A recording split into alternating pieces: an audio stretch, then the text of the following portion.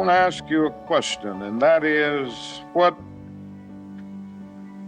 is in your life's blueprint? This is the most important and crucial period of your lives, for what you do now and what you decide now at this age may well determine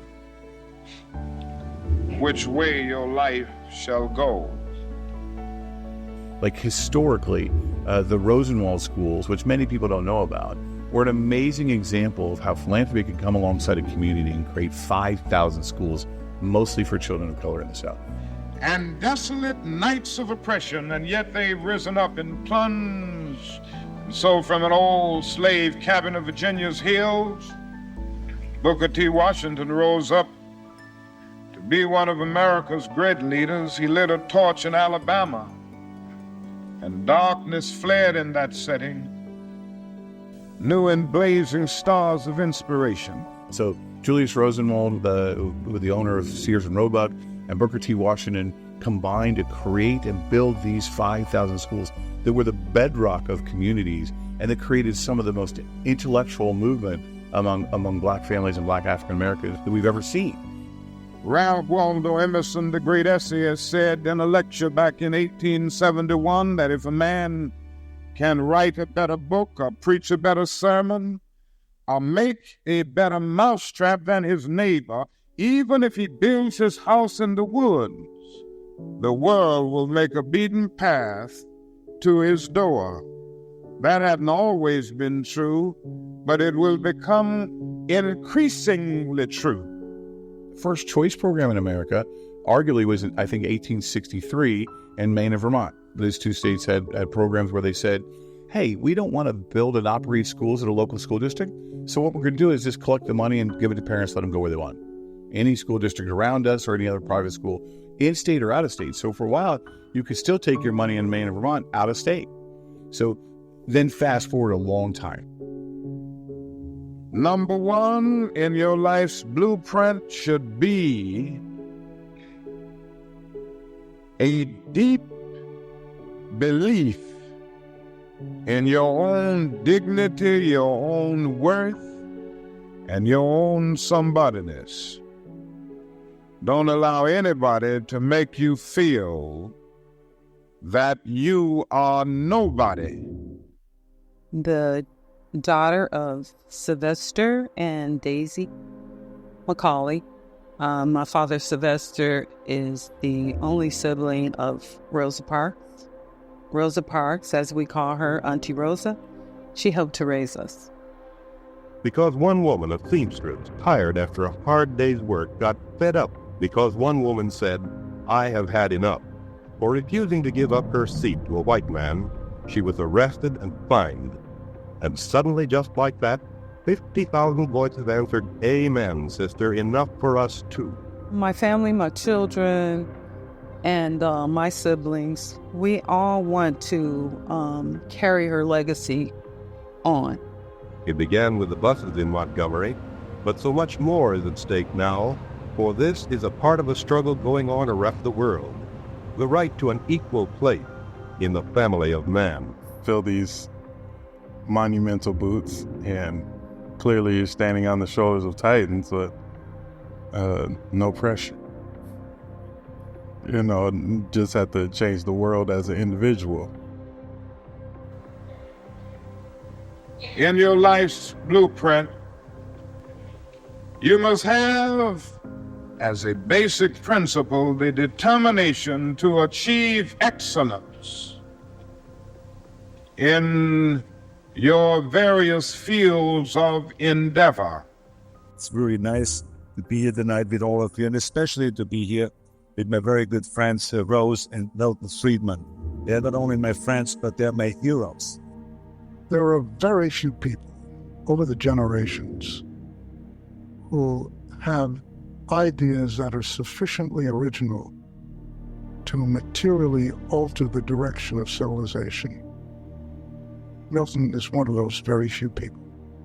Public education system did play a great and important role in the development of this country. I'm a product of public education. My wife's a product of public education. The existence of a government school system, far from promoting more diversified student populations, has had the opposite effect. Because the fact that children go to schools where they live has led to homogeneity of the communities. When she went to school, the time that she could go to school, it was the little tiny house shed or shack, no books, no writing materials. But it was just the fact that they had the ability to go to school. She told a story how the little black kids would walk to their little shack school, and the white kids would go by in a bus, and they would throw things out the window at the black kids. And she wasn't even able to go straight through school because growing season, planting season, all that, they had to come out of the classroom. And then my grandmother, her mom, became ill, and she had to leave school to take care of her mother. So it was really, education was definitely a privilege that she felt should have been a right. And so I would urge you to study hard, to burn the midnight oil. Dear Dr. Katie would be happy to see this group if he was only here, because he believes in freedom and love for all humanity. We'll continue to do all that we can to help our youth, because they are our future, and we have a wonderful leadership now.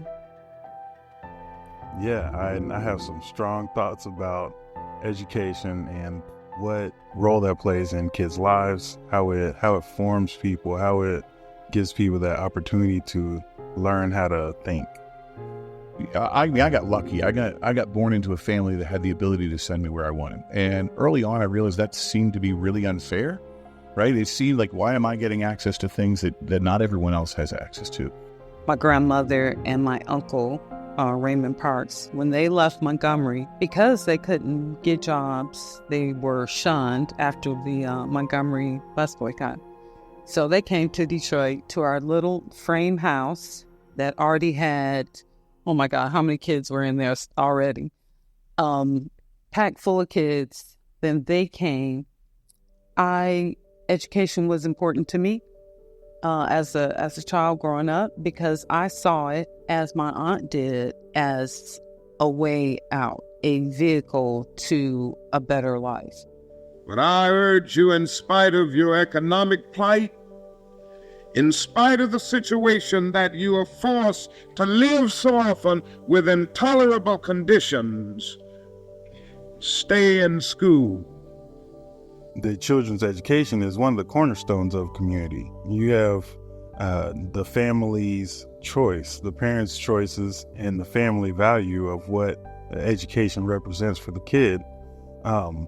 Once that is taken away from the parent, or they're not involved in the process, at that point, now you're kind of breaking down the community. You're splintering it off so that people are less connected to each other, and they're less connected to what their kids are learning, and now they're less connected to being a unit or their community. So I studied hard. I wanted to get all A's. And that was also because we had such a big family. It was a way to get attention from my parents. So that was my focus. Those parents who are especially interested in a good schooling for their children tend to choose their residence according to the supposed quality of the government school. And the quality of that government school is likely to be closely related to whether it's a high-income neighborhood or a low-income neighborhood, to whether the property taxes that supported are high or low, whether the parents are willing to subsidize the school. So I went to a specialized high school in Detroit, Cass Tech, and I had to catch 2 buses to get there. Could not take a school bus, and that kind of laid the pathway for, a better life, a good education. And so as I thought about it, right, and as I grew in my own history, I said, why is it that I'm getting access to education? We went to local schools that were largely controlled by the parents in our community, in which they had a great impact. Today, that is not the case, and it's particularly not the case in the inner city. If you got in trouble down the street, you got about 3 or 4 whoopings from different parents. Playing that dressing part, all the coaches were our parents. So it wasn't just my dad raising me, it was, different coaches, different players, and I'm talking about a different team. Their fault. They saw me somewhere I wasn't supposed to be. They were on me. Hey, you're not supposed to be there. I think it's not more public school, it's society. It's just society as a whole is changing, and we got to come up with a way to catch up with society as far as education is concerned, as far as catching these kids' attention back, because we're losing. That's exactly what's going on. We're losing. And because of that, maybe we as a society now have to catch up to that. How are we going to reframe education? And whenever a building is constructed, you usually have an architect who draws a blueprint. And that blueprint serves as the pattern, as the guide, as the model for those who are to build the building. And a building is not well erected without a good, sound, and solid blueprint. And that was when a group of community advocates came and said, the schooling is just so bad for Black and brown children. It's so bad. Well, we've got to do something, right? Or they wanted to start their own school district, but they couldn't get that done. And so they said, hey, maybe the way to do this is a school voucher. What we need to do is to enable parents, by vouchers or other means, to have more say about the school which their child goes to, a public school or a private school, whichever meets the need of the child best. But my parents, they passed away soon after I got out of college. So that kind of set my life on another course. I had the 3 children. I was a single mom, and I went out to California to raise them out there. So that's how we got exposed to the school system in California. At the lower levels, we have seen problems arise, particularly in the major cities and particularly in the inner cities. They don't have choices to go anywhere else. The studies show that 15-year-old American students fall way below their counterparts. A gun was discovered inside a student's backpack. Parents were sick and tired of being sick and tired. My best friend's being shot and killed right next to me. Families who could not gain access to the internet. Many older schools are in terrible shape. Education is getting bad grades, low test scores, and shoddy teaching. Government-run school failed kids. 70% more on education bureaucrats. Parents want change, and they want change now. Why there is a teacher shortage. Why don't people want to be teachers? Why don't they want to work in public schools anymore? Because I don't see the same problems in a lot of private schools. Could it be the violence in public schools? Could it be the lack of tools that are given to teachers? Could it be the lack of pay?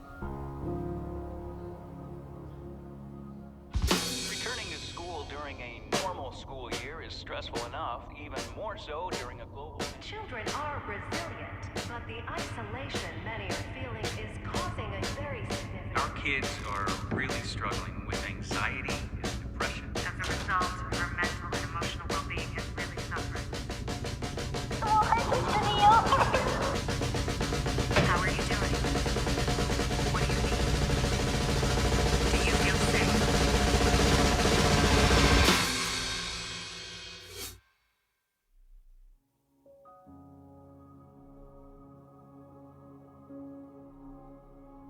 The schools have too many kids. They got 40 kids in the classes, no individual connection with the teacher. It's not that we don't love our kids or love being there for everything that these children need. We obviously are in education for pay. Education has increasingly become centralized, has increasingly moved away from the control of the local community, to the control of broader and broader communities. It's all of them, all of the above, but it's not the fault of the private school and it's not the fault of the voucher. I think the biggest benefit to it is it's giving the parents that freedom to say, this is how I want my children educated. This is what I want them to learn. And then it came up for vote on the ballot. And California voted it down. I think school choice would be opposed in general because they don't want this money being accessed independently. And I knew I wanted them to go to private schools. So I found out about the voucher system. It's called the voucher plan. And this plan is a very simple one. It says you're a parent, you're sending your children to school. The government is providing public schools for your children to go to. If you decide if you would like to send your child to another school, a private school, you're saving the city money to school those children who are going to non-public schools. Well, therefore, the city should say, very well, if you relieve us of the expense of schooling your child, we will give you a voucher, a piece of paper, worth a certain sum of money, which you may use for one purpose and one purpose only, to pay the cost of schooling your child in any school you want to go to. It's exactly the same principle that was applied after World War II and much more recently in the so-called GI Bill for returning veterans. They chose their school. This was at the college level. They went to the University of Chicago, or they went to Notre Dame, or they went to NYU or City College, or wherever they went to, and they were entitled to receive, as long as they could show they were going to school, they were entitled to receive so much per month. In that case, a voucher covered not only tuition, but also living expenses. So I do not mean to say that the road is easy, but I only say that first, we know what the right thing to do is, and it is the most promising direction. It is the only way I can see that we have a hope of turning around the trend that has been going on. So I say to you, go to it, parents. You have everything to gain for your children. Thank you. If they are afraid of it, it's because they think that the money should stay with them and not flow to parents, which I think is quite funny if you think about it, right? So people who don't like the idea of private school choice, let's say in Florida and other states, it's because, well, we don't want money to go to private schools. But I mean, I talked to everyone, come on, we can get our kids in private school, let's do this. But people were afraid. They were intimidated. And the politicians talked it down. This is a day that will go down in the annals of Florida history as the day that we abandoned the public schools and the day that we abandoned, more importantly, our children. I'll agree with my political party or not, but this is what I believe, and I think it's what's best. And I think we need to have all options on the table. So what we have is a proposal here that's going to damage our public schools because it's going to siphon needed money away from our schools. And in the end, we're going to have no improved achievement. But you got to remember how we fund education in America, right? So we fund education in America from three pots of money, right? From federal money, from state money, and from local money through taxation, right? So traditional public schools right now get all three sources of fund. So a child in Indianapolis who's in the third grade will get three sources of funding and get $15,000, federal, state, and local. That same child in a charter school will only get about $8,000 to $9,000, right, of state and federal money and very little local offset. And then that same third grader who decides to go to the choice program in Indianapolis to go to a wonderful private school will get upwards of $5,000. So why is that child who's in third grade somehow worth $10,000 less? Someone is saving money somewhere, right? Usually it's local or state district. House Bill 1003 is unfortunately a very bad piece of legislation. It will go a long way in destroying public schools in the state of Indiana. Well, if that's the case, because they say will harm other public schools, it will harm my public school, then they really, by that logic, should not want anyone to move from one public school district to another. Because if you move, you know what happens to your money? Your money flows with the other school districts. So every child who moves from one school district goes to another, the money follows the kid. But that money flow is okay, right? As opposed to the money flow to families. I could not get my kids, it just wasn't available.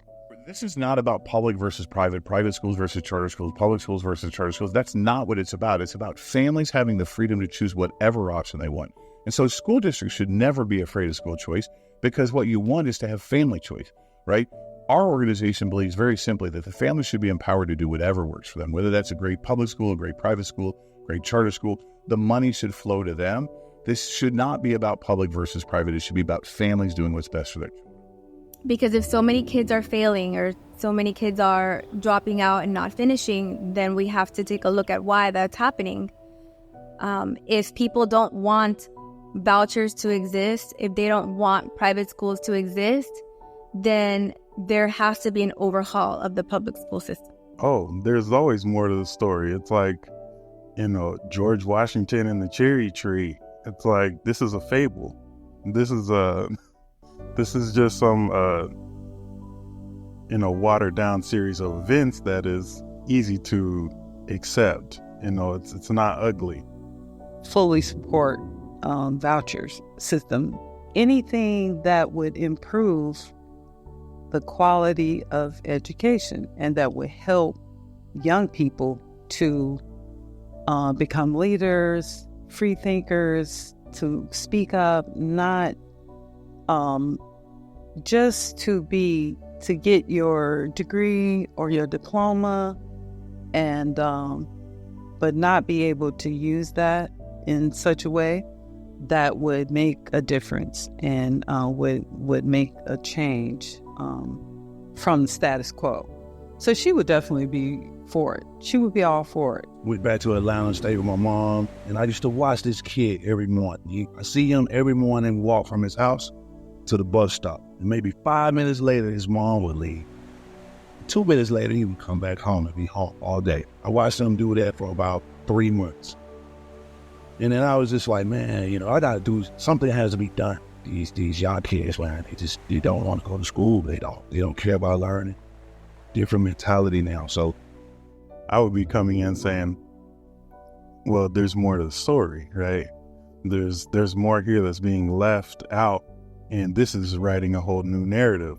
Exercise of choice would invigorate the public school system, would improve it. Why? Competition always has that effect. High school principal in Dade County, I could tell you that at the beginning there was a lot of resentment towards school of choice from a lot of people when you would talk to them.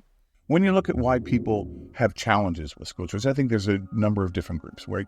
One of them is the group that just doesn't know, just doesn't understand. So people need more knowledge and more information. And our job at EdChoice is to actually educate people on what the issue is. But then I kind of started realizing that thanks to them, they were now our competition. And because of them, it was making us better. Now there's somebody in our neighborhood that if I'm not doing the right things for our students, for our community, even for our staff, we were going to lose kids because, hey, if there's a better option.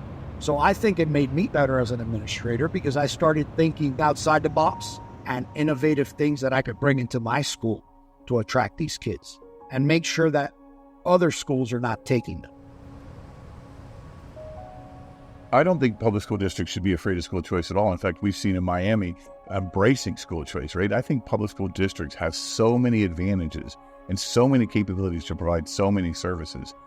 I took welding in high school.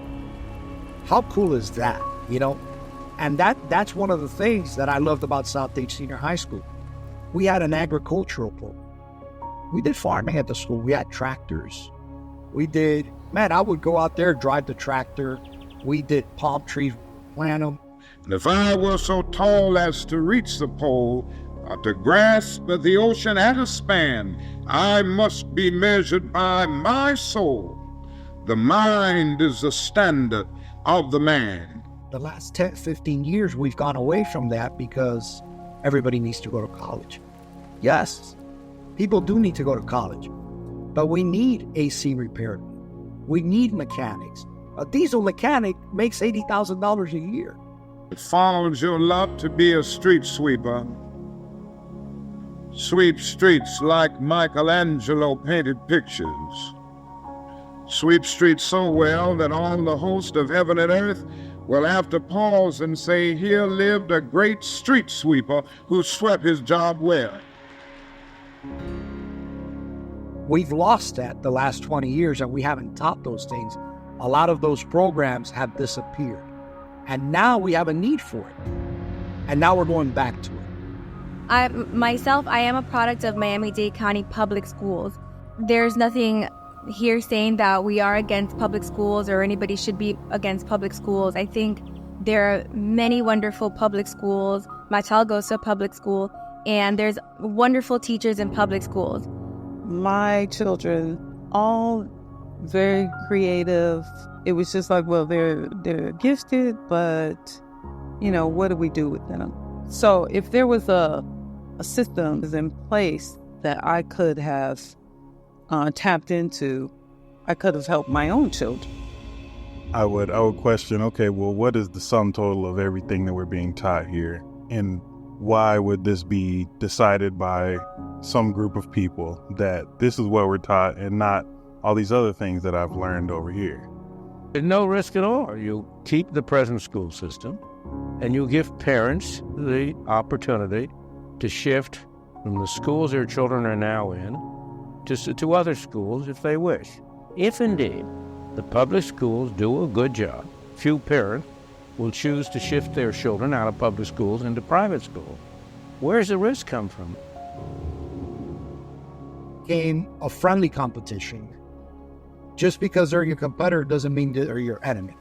They're going to make me better because now I'm going to do everything possible to make sure that I outperform them, to make sure my kids don't go to them. And actually what I want to do is get their kids to come to me.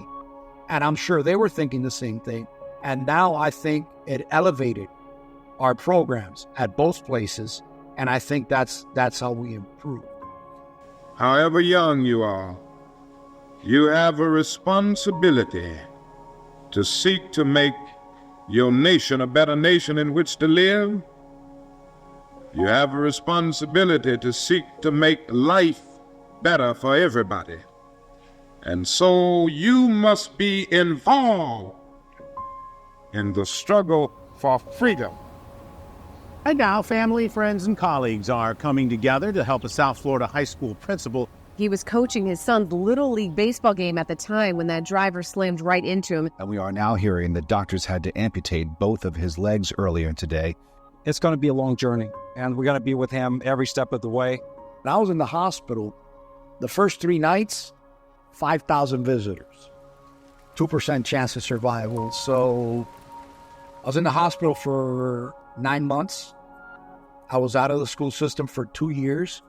And it's funny because one of my ex-baseball players, he was the anesthesiologist that was at the hospital working that day. And when he realized who it was, they told him, hey, you don't have to. He worked on me for 26 hours nonstop. And he said, no, I'm going to do this. So think about how we impact people. That kid played baseball for me as a young kid, So we impact people tremendously. Being part of Dade County Public Schools, we've been ahead of the nation when it comes to change, and I've been blessed to be a part of it. It wasn't until we saw School of Choice come in that we really improved, because now we had a competitor in our back. Believe it or not, some of the biggest improvement I've seen are some of our lowest performing schools. Learn, baby, learn, so that we can earn, baby, earn. Why does seat time matter more than completion? Why does mastery matter less than testing? Right? So these are questions that we have to ask ourselves, and I don't think the modern accountability movement in education has really thought about those as much as it should. So if charter schools and public schools or private schools could partner up and really look at the child as a person and not a check. People who don't have choice are the low-income people who now have to, if they want to send their child to a private school, have to pay twice. They pay once through taxes for the public school system. They have to pay a second time through tuition. And many people in the lower income classes simply can't afford that alternative. where you intervene, you create a program, and it gets to be to the point where the people who were the advocates for it are left or leave and all happy. They get all excited, they pass something, and then the bureaucrats are left to implement it. If they want to do a federal program, I think I understand the motivation for it to help as many people as possible. But I do think we need to worry about the unforeseen implications of that on private schools. System is set up to let these children fall away. And then the ones that are focused on are the ones that are bound for college. The ones that, and usually a lot of the times, the ones that fall away intentionally are children of color. Because I want my school to be elite. That's not right either. So I have, there's pros and cons. It's never going to be perfect. But again, if we get everybody to the table, I think we can make it better. Definitely better. From a poverty-stricken area, Marian Anderson rose up to be the world's greatest contralto, so that a Toscanini could say that a voice like this comes only once in a century. My dad is the lead singer of the OJ's musical group from the 60s, 70s, 80s, 90s, whatever. And my brother Gerald and Sean were entertainers. I did management for them and other groups in the industry. My dad is always on us about going to school and getting education, but we wanted to do music. We didn't want to do none of that. But, without reading and without writing and you wouldn't know how to read your contracts. You wouldn't know how to look at the money and count the money. And so you need education to do all that if you're in any business, real world stuff. I can't sit in my school, hide and say, I'm not going to show this to anybody because I have the key to the castle. Nobody has the key to the castle. We all have to share that key and we all have to pass it along because, again, we're here for our kids. From the red hills of Gordon County, Georgia, and the arms of a mother who can neither read nor write, Roland Hayes rose up to be one of the world's great singers and carried his melodious voice into the palaces and mansions of kings and queens. You know what I'm saying? I didn't know nothing about the music business, but I learned hands-on. So my vision is to start the Levert Music Academy for music, technology, and business, along with the educational part of it to broaden everybody's realm. You know what I'm saying? When our kids come to school, we want to give them an EIN. We want to start them up with a business corporation. So when they graduate, they already got an established company and they can go take it to the bank. A leeway out, not only going to school. I went to public school. My daughter graduated from a public school. My son went to a public school. And last year I made a decision. I was going to take my son out of public school. I'm an advocate for public school. But more importantly, I'm an advocate for education and my kids. So we have to separate things. My kids are my number one priority. My son was at a wonderful school, amazing, with an amazing principal, and I was extremely happy. There was a change in leadership, and it wasn't the same. My wife is a public school educator as well. She asked me, how do you think your colleagues are going to take that? I said, they're going to take it as, my friends are going to take it as, hey, he's doing what's best for his son. Not because of anything, it was the right fit for him. And he's thriving. I would say to you, don't drop out of school, and I understand all of the sociological reasons why we often drop out of school. Up until the age of 15, it is a requirement for students to go to school. Public schools take all students free of charge. Schools are graded. They get a school grade of A, B, C, D, or F, just like student grades. So if a student, because of where they live, they're assigned a public school. If they are assigned a failing public school, the parent now has the choice to now put their child into a private school in a different location, a different area, and use the funds to pay for that private school. Me, as a public school principal, I lose a kid to another public school that's with 3 months left of school. I kept all that student's money for the year. The new school's getting them. You still got to provide books. You still got to provide teachers, resources, whatever it is. But you're not, you have to provide it with whatever you have. But if we do it by quarter, the new place is going to generate the rest of the money that's left for the year for the student. So I've thought, in a perfect world, hey, why not fund our kids by quarters? Is that ever going to happen? I don't know, probably not. But I think if we sit down with the powers to be and we have conversations, I think it's something that we could either come to a happy medium or even maybe be able to achieve.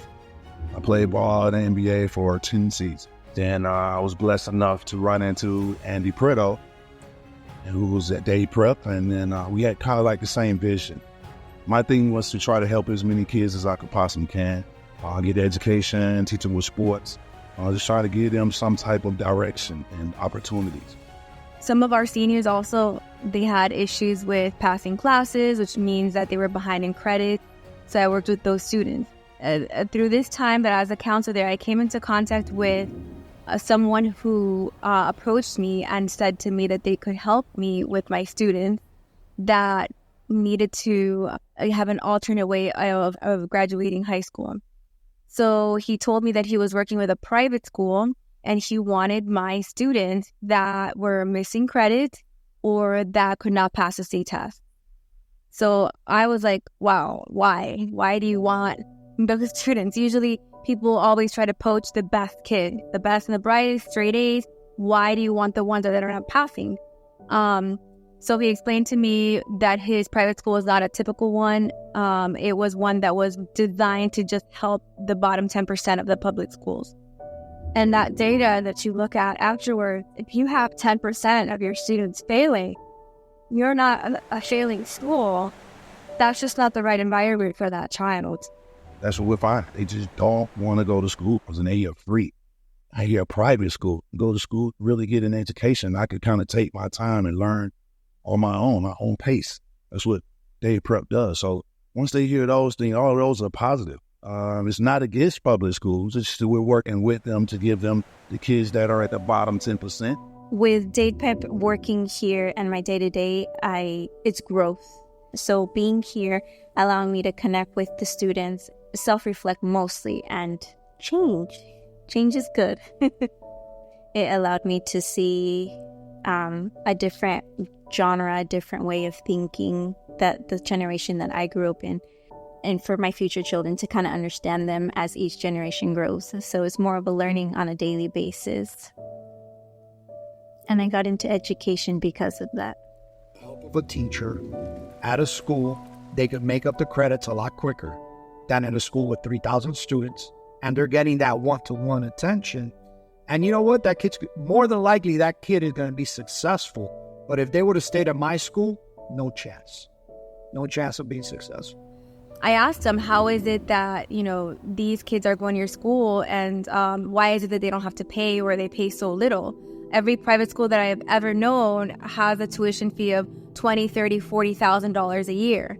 So as I learned about the program, I learned that they take what is called school vouchers. And that's where I started to learn about what a school voucher was, how it works, how you can get one, and who it benefits. And that's how I came into, school voucher scene. And to implement a credit recovery program, which seems challenging at the time, but it was possible. And not only was it possible, it was the best thing that we could implement with these kids who not only could not do 8 classes a day, but they could recover what they have lost in the past. And that's why I think that I was so excited when I realized what they were providing for schools. And I could tell you, when I found out about it, I picked up the phone and called all my high school principal friends and told them, hey, there's a guy in town that could help you. And I started having lunch with all of them. This guy has a school that's going to help your kids. Your seniors that aren't making it, They're going to be able to go to that school. They're going to be able to graduate. And you never know, 5-6 years down the line, you're going to run into those kids somewhere, and they're going to be successful. Or that we were pursuing, and we began that collaboration. And that collaboration gave birth to what it is today. We have a lot of community partnerships with agencies who not only want to help also the same interest in helping these kids move forward, but not just graduate with a high school diploma, but enter into the workforce. As we mentioned before, college is not for everybody, and we're not enforcing that. We're trying to help them get a high school diploma, and if you have a skill set that might help that student get into the industry, the workforce, better for them. So we all are always pursuing the interest of that student. I was expelled from my previous school for personal reasons. Because I was expelled so late throughout the year, I wasn't accepted at any public school and was told to wait until next year for promotion. I went with my mom and we were asking, hey, is there any way that I can graduate this year? These are the credits that I need. It's all of 12th grade. Can you guys help me? And surprisingly enough, they said yes. And when you see the reaction from the parents, and some of them will leave out here crying because they can really now, that's how I can get an education. Where they took in my transcripts, took in my grades, and allowed me to graduate on time. Better people, be better parents. I'm here every day and I'm seeing the kids, and they really like it. Going on to college, and they're excited about us helping them find a job and get into some type of lane where they can be excited about working. You're going to be deciding as the days and the years unfold what you will do in life, what your life's work will be. And once you discover what it will be, set out to do it and to do it well. School choice vouchers. We get our funding through school choice vouchers. So we know where the trend is going. We know where the market is going. We see pitfalls and the shortcomings with the public school education, what we can do as a private institution. We're also certified with Miami-Dade County Public Schools, one of the only private programs in the area to have that certification from downtown, from the local from the district here. I'm very proud at what I'm doing here, the work that we've set forth, that we've started, and we're just beginning. Honestly, I wouldn't be here, I wouldn't have a job, and I wouldn't be in college if it wasn't for Dade Prep. They truly came in and saved me at that very last second so that I can have a future today. Go over to FIU to do software engineering, which has been a passion of mine for multiple years now. With Dade Prep, I feel like I've been given another chance to fix prior mistakes that I had made. And I say to you, my young friends, that doors are opening to each of you.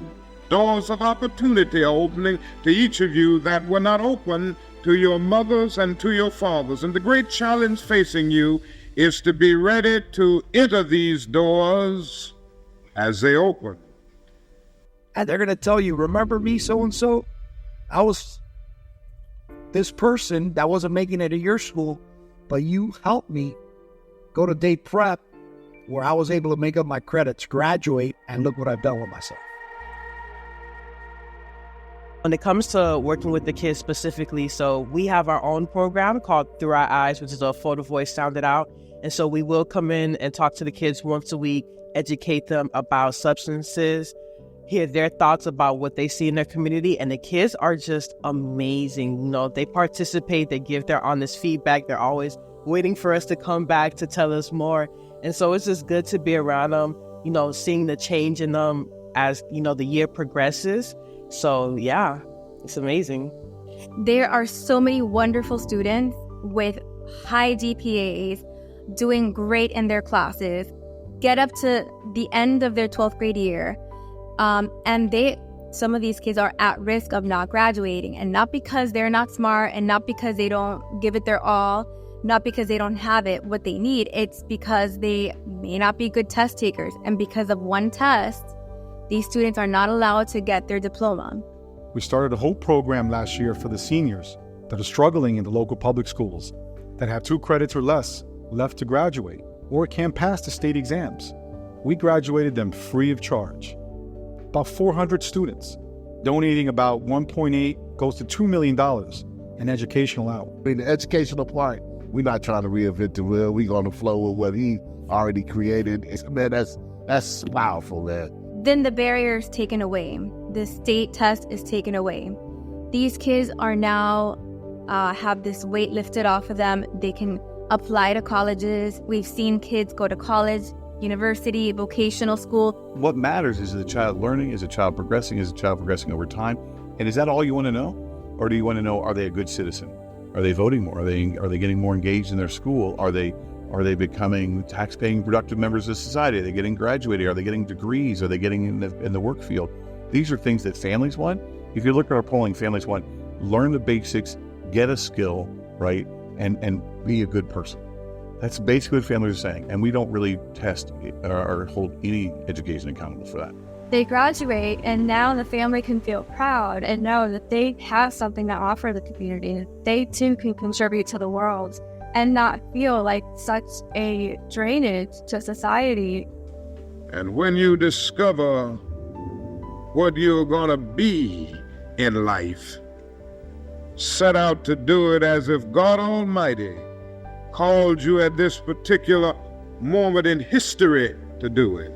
Set out to do a good job and do that job so well that the living, the dead, or the unborn couldn't do it any better.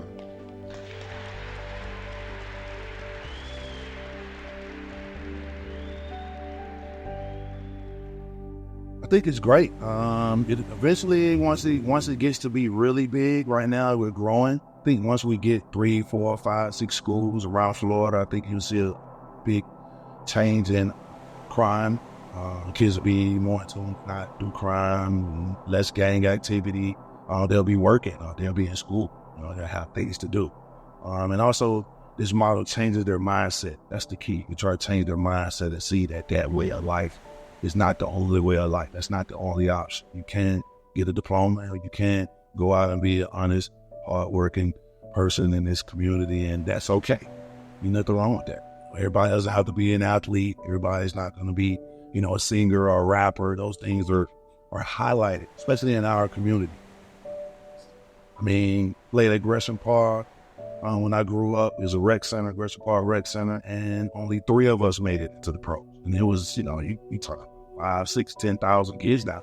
You have to be lucky. Those things that we aim for, to me are not realistic. It's kind of realistic part of it is most kids that go to school are going to work.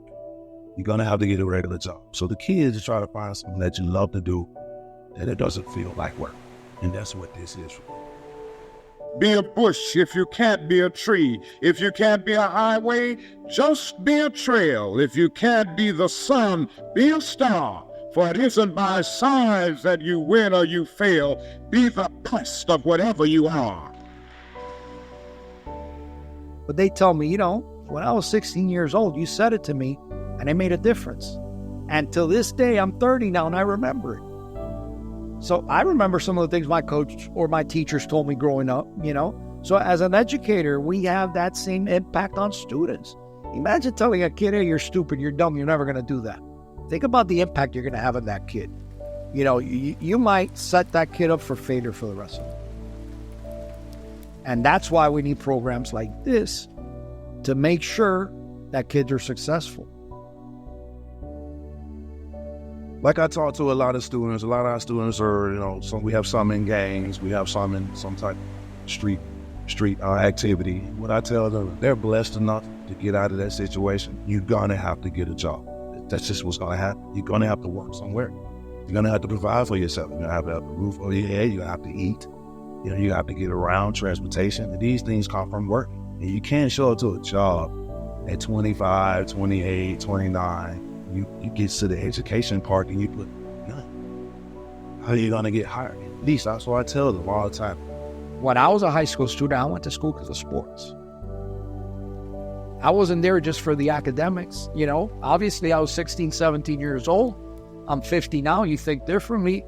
But I went to school because of sports. And if I wouldn't have had that, I wouldn't have graduated. And I wouldn't be here today. we're really getting to a super interesting time in educational choice, right? So for such a long time before the pandemic, it was basically about school choice. It was basically about saying, oh, I want to go to a private school, or I want to go to charter school, or I want to go to public school. Right? It was about school choice. What's happening now, it really is shifting toward parental educational choice. What happens when a parent says, you know what, I want to send my kid to this public school for their math program because it's amazing, but I don't like their history or English program. I'd like to actually have a tutor do that. And then I would actually like to do phys ed through another charter school because they have a real good program at AAU I'd like to try. So why should we not be able to have that flexibility of funding that families can control and use for the best interest of their children? Why does it all have to flow into one pot, one school, one idea? So what's going to happen in the future, you're going to see a massive growth in customization, a massive growth in parents saying we want to personalize the education of our children. It means we have to actually start thinking about it differently. We have to start thinking about mastery versus completion, competence versus seat time. These are important concepts that I think over time we're going to see the educational choice movement embrace in a way, and I think school districts will have to catch up with that. But I think they're able and capable because I think there's a lot of rural school districts who are already on board with this kind of idea. I think that's already growing. The fastest growth of schooling options in America was homeschooling during the pandemic, and it's stayed true, right? So there's still higher levels of homeschooling than ever before because families are wanting these options. Yeah, so Milton Friedman has one wonderful idea that basically families should be free to choose whatever schooling environment they want, and that has now gotten to a point where there are 78 programs operating in 32 states, DC and Puerto Rico, and now a number of states just basically say everyone can go everywhere. So nearly 1 in 5 children now can access any school they want in America. 18+ million kids are now eligible to go wherever they want to go to in the states that they live in. And this is really important. In Indiana, basically 97% of kids can go wherever they want. In Florida, 100% of kids can. So the idea here is that families should be free to choose. We really don't care where they go. We care that they go. We care that they get educated. We don't really care where they get educated.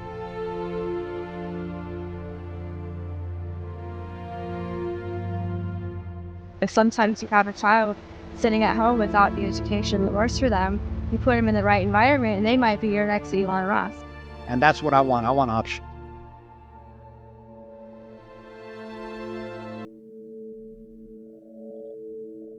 You as a parent to be able to say, you know what? Why, if I live in this area, I have to go to that school and that's the only school I have to go to? No. An improved educational system, a voucher system, as the most promising development that could ameliorate this situation and eliminate that gap. Not eliminate, but moderate, lessen that gap. Because the main way in which you can benefit this lower class is by providing them with skills which will enable them to hold decent jobs to get decent income. As long as you have the kid's best interest at heart, you're never going to do anything wrong. You're never going to do anything wrong because if the kid's best interest is at heart, you're always going to be successful because nobody's going to be able to say you did something that was unethical or no, the kid's best interest was at heart.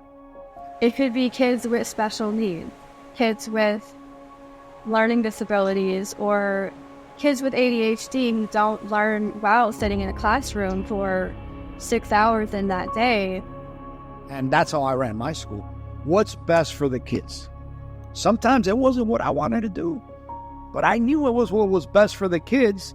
And you know what? That's what we're going to do because I'm here for them. I've already been there. We've already been through that phase in our life.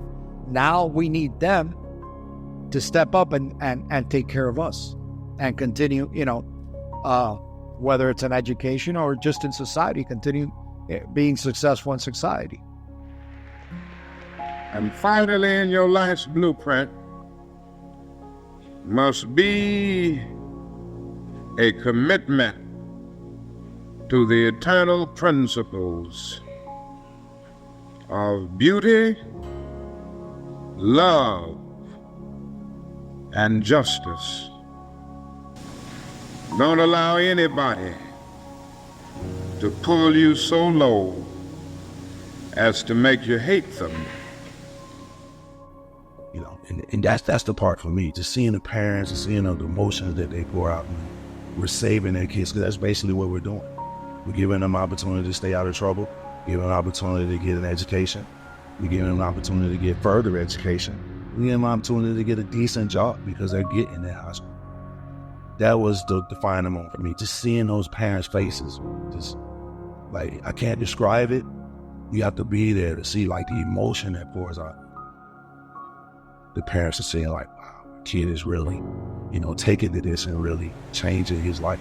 And that's the big part for me. It's changing lives. Somebody did it for me. I was a knucklehead as a young kid, but I was blessed enough to have sports. I was blessed enough to have David Strickland, who was a Marine, as a dad.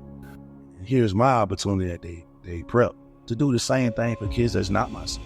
Because at the end of the day, why are we in education? To help our communities, to help our children. Work with young people and continue to show them the way to be good citizens and have some spiritual awareness in their lives and keep themselves really on the way to freedom and equality for all of us. Thank you, and God bless you.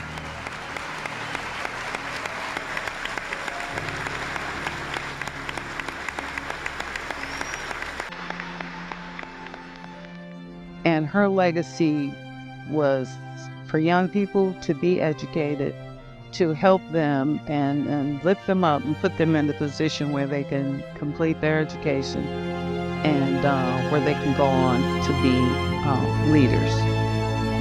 My son and my daughter and myself, we have a nonprofit to help high school students, to the ones that are falling behind. And that's a lot of kids. Kind of upon me to learn these things because otherwise they were not going to be included in the next generation. It's like knowledge core. It's the nonprofit is always more rosy. Always more rosy.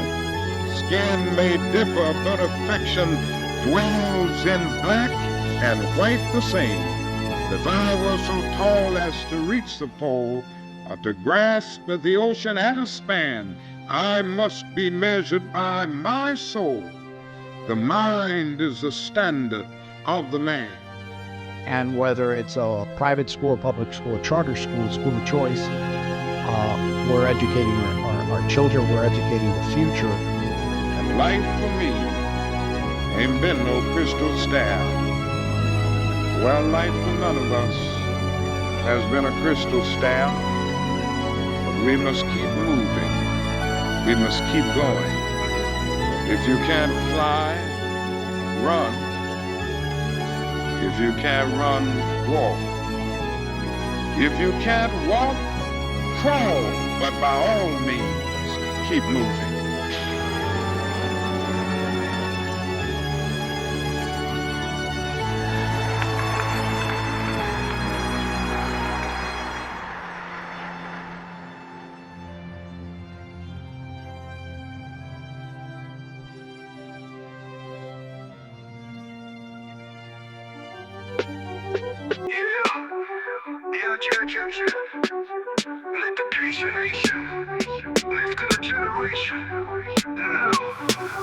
Both the D and Rose and Wall, they paved the way. Rosa stood for rights in her own brave way. London had a dream for you and for me, a vision of the future where everyone is free. Vouchers make it tight, Milton dropping truth bombs from the past to the future. Hear the wisdom in these songs. Day prep making waves in the sea of change, empowering minds through every new range. Education nation, lifting a generation through the power of knowledge, building a foundation. Booker T and Rosenwald, they paved the way. Rosa stood for rights in her own brave way. Martin had a dream for you and for me, a vision of the future where everyone is free. Vouchers make it tight, Milton dropping truth bombs from the past to the future. Hear the wisdom in these songs. Day prep making waves in the sea of change, empowering minds through every new range. Education nation, lifting a generation. Together we rise, breaking limitations. Breaking limitations. Yeah. Breaking limitations. empowering minds to every new range. Education nation, lifting a generation. Together we rise, breaking limitations.